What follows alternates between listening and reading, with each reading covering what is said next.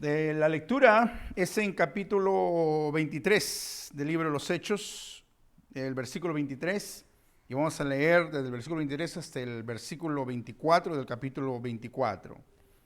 23. Entonces, Hechos, capítulo 23, versículos 23. El contexto es que 40 personas habían hecho un juramento de matar a Pablo, pero se había dado la voz al tribuno y el tribuno lo había puesto a salvo enviándolo a Félix. Y es interesante cuánta gente se moviliza aquí.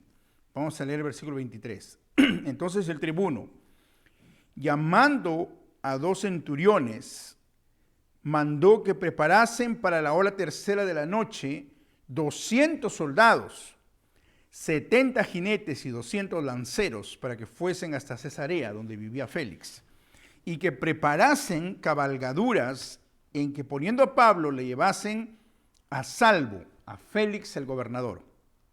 Y escribió una carta en estos términos: Claudio Lisias, al excelentísimo gobernador Félix, salud. A este hombre aprehendido por los judíos y que iban ellos a matar, lo libré yo, acudiendo con la tropa, habiendo sabido que era ciudadano romano. Y queriendo saber la causa por que le acusaban, le llevé al concilio de ellos. Y hallé que le acusaban por cuestiones de la ley de ellos, pero que ningún delito tenían digno de muerte o de prisión. Pero al ser avisado de las acechanzas de los judíos habían tendido contra este hombre, al punto le he enviado a ti, intimando también a los acusadores que traten delante de ti lo que tengan contra él. Pásalo bien. Fin de la carta. Versículo 31. Y los soldados, tomando a Pablo, como se les ordenó, le llevaron de noche a Antípatris, una ciudad ahí. Y al día siguiente, dejando a los jinetes que fueron con él, volvieron a la fortaleza. Versículo 33. Cuando aquellos llegaron a Cesarea y dieron la carta al gobernador, presentaron también a Pablo delante de él. Y el gobernador, leída la carta, preguntó de qué provincia era, y habiendo entendido que era de Cilicia, le dijo: te oiré cuando vengan tus acusadores, y mandó que le custodiasen en el pretorio de Herodes. Capítulo 24, versículo 1. 5 días después descendió, nada más y nada menos que el sumo sacerdote Ananías, con algunos de los ancianos y un cierto orador llamado Tértulo, y comparecieron ante el gobernador contra Pablo. Y cuando éste fue llamado, Tértulo comenzó a acusarle, diciendo, aquí está el discurso de Tértulo: como debido a ti gozamos de gran paz y muchas cosas son bien gobernadas en el pueblo por tu prudencia, oh excelentísimo Félix, lo recibimos en todo tiempo y en todo lugar con toda gratitud. Pero por no molestarte más largamente, te ruego que nos oigas brevemente conforme a tu equidad, porque hemos hallado que este hombre es una plaga y promotor de sediciones entre todos los judíos por todo el mundo y cabecilla de la secta de los nazarenos. Intentó también profanar el templo y prendiéndole quisimos juzgarle conforme a nuestra ley. Pero interviniendo el tribuno Lisias con gran violencia le quitó de nuestras manos, mandando a sus acusadores que viniesen a ti. Tú mismo pues al juzgarle podrás informarte de todas estas cosas de que le acusamos. Los judíos entonces también confirmaban diciendo: será así todo. Habiéndole hecho señal el gobernador a Pablo para que hablase, éste respondió. Ahora la defensa de Pablo. Versículo 10. Porque sé que desde antes muchos años eres juez de esta nación, con buen ánimo haré mi defensa. Como tú puedes cerciorarte, no hace más de 12 días que subí a adorar a Jerusalén, y no me hallaron disputando con ninguno, ni amotinando a la multitud, ni en el templo, ni en las sinagogas, ni en la ciudad. Ni te pueden probar las cosas que ahora me acusan. Pero esto te confieso, que según el camino que ellos llaman herejía, así sirvo al Dios de mis padres, creyendo todas las cosas que en la ley y en los profetas están escritas, teniendo esperanza en Dios, la cual ellos también abrigan, de que ha de haber resurrección de los muertos, de justos como de injustos. Y por esto procuro tener siempre una conciencia sin ofensa ante Dios y ante los hombres. Pero pasados algunos años vine a hacer limosnas a mi nación y presentar ofrendas. Estaba en ello cuando unos judíos de Asia me hallaron purificado en el templo, no con multitud ni con alboroto. Ellos debieran comparecer ante ti y acusarme si contra mí tienen algo. O digan estos mismos si hallaron en mí alguna cosa mal hecha cuando comparecí ante el concilio, a no ser que estando entre ellos prorrumpí en alta voz: acerca de la resurrección de los muertos soy juzgado hoy por vosotros. Entonces Félix, oí de estas cosas, estando bien informado de este camino, les aplazó, diciendo: cuando descendiere el tribuno Lisias, acabaré de conocer de vuestro asunto. Y mandó al centurión que se custodiase a Pablo, pero que se le concediera alguna libertad y que no impidiese a ninguno de los suyos servirle o venir a él. Algunos días después, viniendo Félix con Drusila, su mujer, y que era judía, llamó a Pablo y le oyó acerca de la fe en Jesucristo. Miren, Pablo habló de la fe en Jesucristo. Pero al disertar Pablo acerca de la justicia, del dominio propio y del juicio venidero, Félix se espantó y dijo: ahora vete, pero cuando tenga oportunidad te llamaré. Esperaba también con esto que Pablo le diera dinero para que le soltase, por lo cual muchas veces lo hacía venir y hablaba con él. Hasta ahí nomás la palabra de Dios. Vamos a orar. Padre, te ruego, Señor, que bendigas esta tu palabra y que ella hable a los corazones de todos los presentes. Gracias, Señor, por la fuerza que nos has dado de poder llegar hasta este capítulo 24 del libro de los Hechos. Y nos has bendecido en la predicación de tu palabra, enseñándonos más acerca del Evangelio y la esperanza, la cual Pablo predica, que es la misma esperanza en la cual queremos cimentarnos. En el nombre de Jesucristo oramos. Amén. Muy bien.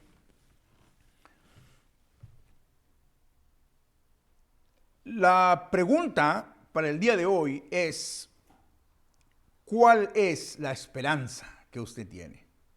¿En dónde está su esperanza? ¿Dónde está puesta su esperanza?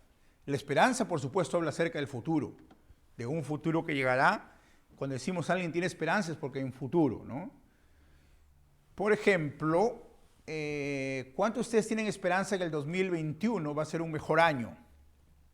Algunos que creen que el 2021 va a ser un mejor año. Algunos creen que la medianoche del 2020 se va a arreglar todo, ¿no? Ya quiero que pase el 2020 y llegue el 2021, porque cuando llega a las 12 de la noche, como magia, se fue el 2020. No sabemos de que el COVID-19 y todas estas cosas de la pandemia y todo no celebran Año Nuevo, ¿no? Todavía no han aprendido a celebrar Año Nuevo, así que no se van a enterar que es el 2020. Pero ¿usted tiene esperanza o no? Yo soy seguro que sí. Si usted no tuviera esperanza, ni siquiera pudiera ponerse las medias o peinarse. Bueno, yo tengo esperanza. Pero la idea aquí es que todos nosotros tenemos que tener esperanza. Ustedes saben que las historias del holocausto nazi se dice de que cuando la gente llegaba allí al holocausto nazi, habían dos tipos de personas: aquellas personas que mantenían la esperanza, las cuales podían sostenerse en medio de la terrible atrocidad, porque habían torturas, experimentos, y eran llevados a los hornos para ser cremados, muchos de ellos. Y había otros que se abandonaban por completo. Y ya cuando ellos perdían la esperanza, un sobreviviente del holocausto nazi dice que el compañero le dijo: mira, si tú pierdes la esperanza aquí en este lugar, entonces date por muerto, porque te dejas abandonar, no puedes avanzar. Es que la esperanza humana es así, todos tenemos que tener esperanza. Sin embargo, Pablo está hablando de una esperanza mucho más profunda, y es la esperanza en la resurrección de los muertos. Porque la esperanza en la resurrección de los muertos, de eso que él dice que él gritó, ¿no? Y que lo dice también otra vez y predica sobre esto: por la esperanza de la resurrección de los muertos se me juzga. Él tenía esa esperanza basada en la resurrección de los muertos. Es una esperanza poderosa, y el día de hoy yo quiero hablar de esa esperanza en el contexto de esta historia. Primero déjame repetir la historia por si acaso ustedes no la han entendido, no lo han escuchado antes, ¿ok? ¿De qué se trata esta historia? Se trata de que el apóstol Pablo fue a Jerusalén para testificar acerca de Dios, pero le avisaban muchas profecías de que él, al ir a Jerusalén, iba a testificar de Dios con sufrimiento y con dolor, que los judíos lo iban a castigar, que se iban a oponer, que iba a haber problemas. Pero Pablo, como Jesucristo, él se encaminó a Jerusalén porque sabía que tenía que testificar a su nación acerca de Dios y de la esperanza de la resurrección, de que Jesucristo no estaba muerto, como muchos pensaban, sino que él había resucitado. Y él fue a Jerusalén. En Jerusalén, cuando llegó, él estaba ofreciendo una purificación en el templo y había ido con él unos gentiles de Efesios. Efesios se le llama Asia aquí. Pero ellos no habían entrado porque había un atrio para los gentiles. ¿Se acuerdan que hablamos de que estaban separados? Era un atrio separado del atrio de los judíos. Sin embargo, inmediatamente como lo vieron allí los judíos, porque sabían que estaba proclamando la fe en Jesucristo, ellos rechazaban a Jesucristo, lo acusaron, dijeron, ahí está el hombre que causa problemas. Y entonces lo sacaron. ¿Se acuerdan que las puertas del templo se cerraron? Y entonces fue expulsado. Fue la última vez que Pablo estuvo en el templo. Cuando estaba afuera, estaban ya a punto de matarlo, y había un alboroto, y para que se calmen los alborotos, porque los judíos siempre hacían muchos alborotos en aquel tiempo, el tribuno Lisias había sido puesto ahí para poner orden. Entonces él inmediatamente fue a poner orden. Cogió a Pablo, lo prendió, y entonces la gente lo estaba acusando. Y entonces el tribuno mandó que lo azotaran. Y cuando lo azotaban, usualmente le desnudaban, ¿no? Entonces lo desnudaron a Pablo, ya le estaban por azotar, y entonces él le preguntó al soldado que le estaba azotando, ¿se azota a un ciudadano romano sin que se le haya comprobado la culpa? Y entonces dijo, oh, ¿tú eres ciudadano romano? Inmediatamente se fue a dar aviso al tribuno. El tribuno vino y se disculpó, oh, tú eres ciudadano romano, porque era ilícito no solamente azotar, sino también encadenar a un ciudadano romano. Había mucho respeto por la ciudadanía de aquel tiempo, como lo hay en muchos otros países, ¿no? Cuando hay con respeto a una persona ciudadana y una no ciudadana. Entonces, Pablo fue llevado a un juicio con el Sanedrín. El Sanedrín vino y allí es donde ocurre el testimonio que él dice que él es judío, él es fariseo, él cree en la esperanza de la resurrección. La corte se dividió, se pelearon entre ellos, iban a matar a Pablo otra vez. Y entonces el tribuno lo puso a salvo, moviéndolo a las barracas. Cuando estaba allí es donde los 40 personas, los 40 señores estos, hicieron ese voto de matarlo, y con mentiras para traerlo a Pablo, para interrogarlo, pero en realidad pensaban matarlo. Pero el tribuno entonces, avisado a través de Pablo, a través de su sobrino, lo envió al gobernador Félix con una carta, la cual nosotros hemos leído. Y el gobernador Félix entonces recibe al grupo de personas, los cuales van con un abogado muy astuto, que va a presentar la acusación a Pablo. El abogado acusa a Pablo de una manera muy inteligente. Pablo se defiende, y entonces al momento de defenderse, Pablo presenta también, otra vez más, la esperanza de la resurrección. Él había predicado la esperanza de la resurrección en Jerusalén, y ahora iba a predicar la esperanza de la resurrección frente a ciudadanos y a personas romanas de autoridad. Y esta es la historia de los hechos, cómo Dios utiliza un hombre en cadenas, ¿ok?, para presentar la fe ante judíos y romanos. Una fe, una esperanza grande que va a inundar el mundo. Muy bien, vamos a ver algunas características de esa esperanza y vamos a aplicarlo a nuestra vida. ¿Cómo nos puede animar el día de hoy? Porque yo sé que la esperanza va junto con la desesperanza, ¿ok? A veces nos sentimos con esperanza, a veces con desesperanza. Entonces, la primera cosa que nosotros vemos aquí es que Pablo trató de mantenerse como un buen ciudadano, como una buena persona, miembro de la ciudad. ¿Qué significa ciudadano? Una persona que es parte de una ciudad. ¿Ok? Yo sé que no todos eran ciudadanos romanos, sin embargo, todos tenían que respetar las leyes y respetar la autoridad. Y Dios nos llama a que nosotros respetemos la autoridad, a que nosotros participemos del bienestar de la ciudad. Sea que usted haya estado en esta ciudad de Greenville o en la ciudad donde usted esté, quienes están mirando en casa, sea que usted haya estado un día o 2 días, o un mes o un año, usted poco a poco empieza a adoptar la ciudad como suya, ¿verdad? Y la ciudad empieza a adoptarle a usted como suya. ¿Cuántos han escuchado hablar de Jorge Luis Borges? Fue un escritor argentino, el cual nos cuenta la historia de Drockfult, que fue un pagano, un bárbaro, el cual vino a conquistar Roma. Llegó él no sabía de lealtad a nada, solo a su capitán y a su grupo. O sea, era un guerrero, era un guerrero a sueldo, ¿no? Y entonces llega a Roma, y cuando llega a Roma, dice que él es transformado al ver Roma. Nunca había visto una ciudad como Roma, tan ordenada, tan hermosa, jardines, gente organizada, y él se enamora de la ciudad.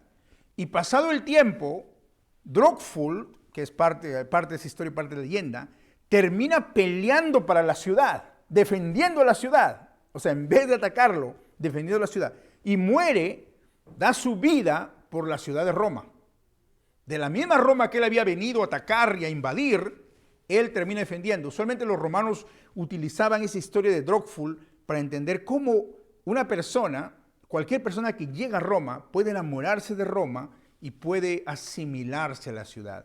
Yo creo que esa es la historia de muchos de nosotros que vinimos a los Estados Unidos, quizás no pensando quedarnos. Algunos vinieron por un mes, 2 meses, 1 año, 2 años. De ahí me voy a mi país. Y luego terminándose, primero enamorándose de la ciudad en la que vivían. Y terminaron asimilándose y abrazando este país. Y este país también terminó abrazándolos a ellos. De tal manera que ellos marcharon como una persona que amaba la ciudad. De ahí donde viene la palabra civitas o la palabra ciudadano. Es alguien que vive en la ciudad. Alguien que ama la ciudad y que la ciudad lo ama a él. Miren, Roma era un imperio que era muy malvado, pero también muy glorioso. ¿Por qué razón? Porque ellos, el imperio romano, pone a salvo a Pablo. ¿Se han dado cuenta de eso? Ustedes han visto el privilegio de Pablo aquí. Miren el capítulo 23, versículo 24. ¿Qué es lo que nos dice? Desde el 23, dice, prepararon 200 soldados, 70 jinetes y 200 lanceros para que fuesen hasta Cesarea, para proteger a Pablo. Cabalgaduras en que, poniendo a Pablo, le llevasen a salvo a Félix el gobernador. Significa que la ciudad romana salva a Pablo del ataque de los judíos. ¿Qué les parece eso? Qué interesante. Ahora, ¿por qué lo salvaron? ¿Porque eran buena gente? ¿Porque querían que el evangelio se predique? No. Lo salvaron porque él era ciudadano romano y tenía la dignidad del imperio romano. ¿Ustedes han visto alguna vez que los pasaportes americanos, ¿no? ¿Qué es lo que dice en el pasaporte americano? No sé si el día publican pasaportes así, pero en el pasado el pasaporte americano decía ahí, a quien le pertenece el portador de este pasaporte es un ciudadano americano. Se le pide a cualquier gobierno, principado en el mundo, respetarlo a él como miembro de los Estados Unidos de América, porque en él se representa a los Estados Unidos de América. Los Estados Unidos de América puede ir a guerra para salvar un ciudadano en cualquier lugar del mundo. Es un imperio, bueno, es una república en realidad, no me vayan a atacar, pero es como decir un imperio el cual se representen sus ciudadanos, y sus ciudadanos son... Muy bien, eso es muy interesante. Es lo mismo que pasaba con Pablo. Es decir, Pablo aprendió a comportarse bien en la ciudad de donde iba, con todo respeto y respetar las normas que se le habían puesto. Sin embargo, Pablo, en su corazón, él era no ciudadano, después de todo ciudadano romano, sino era ciudadano ¿de quién? De la vida eterna, ciudadano del cielo, de una patria celestial. Él entendía que en realidad esos soldados que lo estaban protegiendo, al final eran instrumentos de Dios. ¿Sí o no? Que Dios tenía un propósito más grande, que era llevarlo a predicar la palabra de Dios. ¿Se acuerdan ustedes que cuando Jesús compareció ante Pilato, qué le dijo Jesús a Pilato? Tú no tendrías autoridad si no te fuese dada de arriba.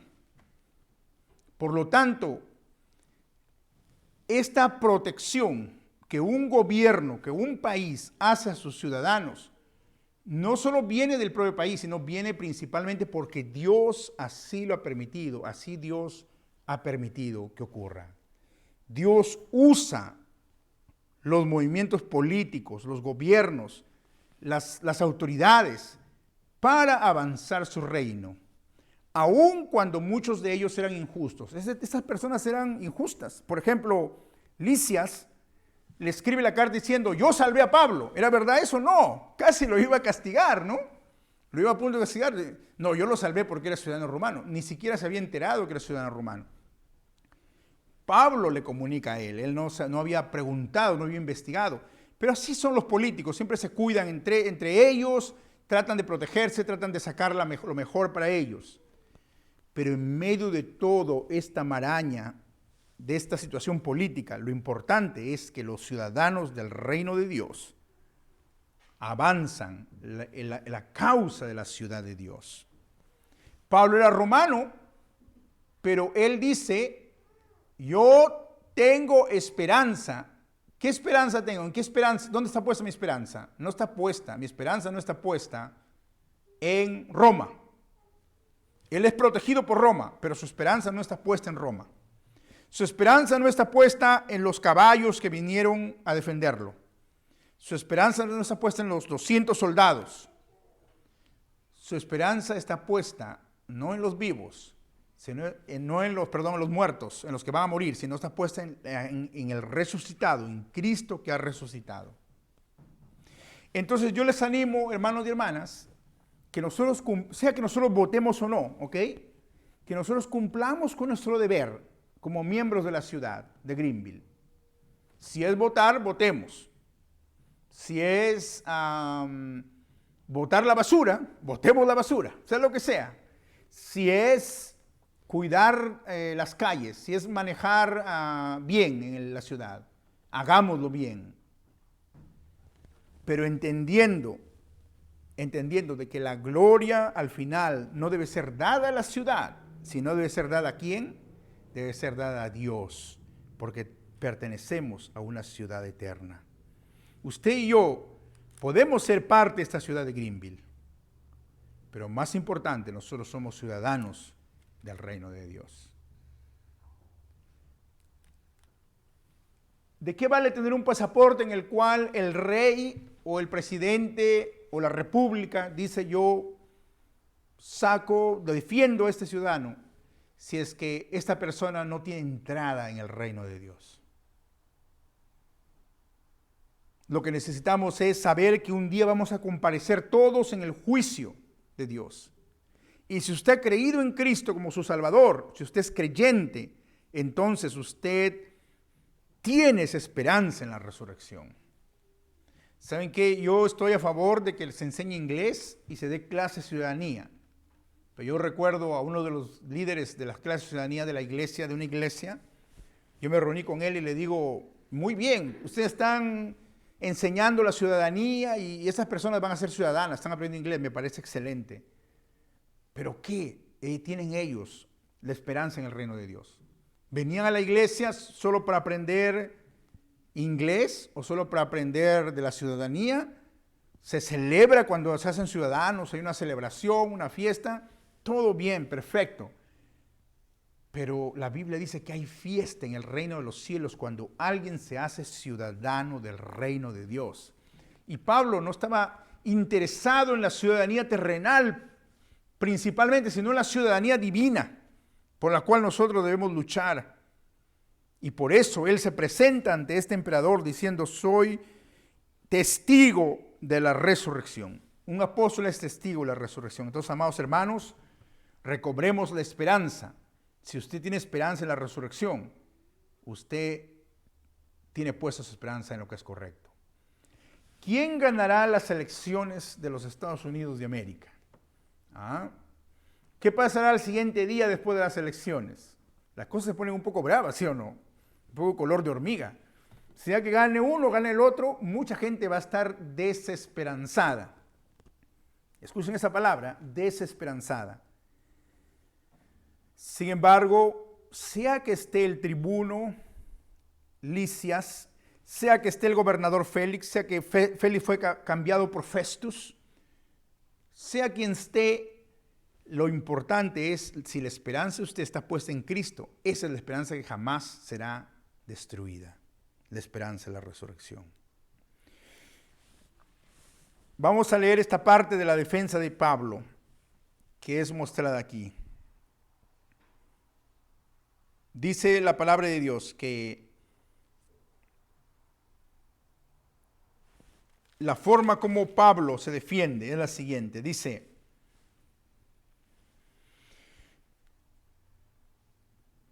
versículo 14. Por esto confieso que según el camino, esa es la forma como el cristianismo, la iglesia cristiana se le llamaba, el camino se le llamaba, que ellos llaman, porque Cristo había dicho yo soy el camino, la verdad y la vida, que ellos llaman herejía. Así sirvo al Dios de mis padres, creyendo todas las cosas que en la ley y en los profetas están escritas, teniendo esperanza en Dios, la cual ellos también abrigan, de que ha de haber resurrección de los muertos, así de justos como de injustos. Lo que Pablo está diciendo, todos un día vamos a comparecer ante un tribunal. Él está hablando de la esperanza de la resurrección, ¿ok? Es algo bueno. No poner nuestra esperanza en el imperio o en la república o en el reino, sino la esperanza en el reino de Dios. Es algo bueno. Sin embargo, no es una esperanza barata. No significa que todos ya tienen que tener la esperanza. No. Porque habrá resurrección.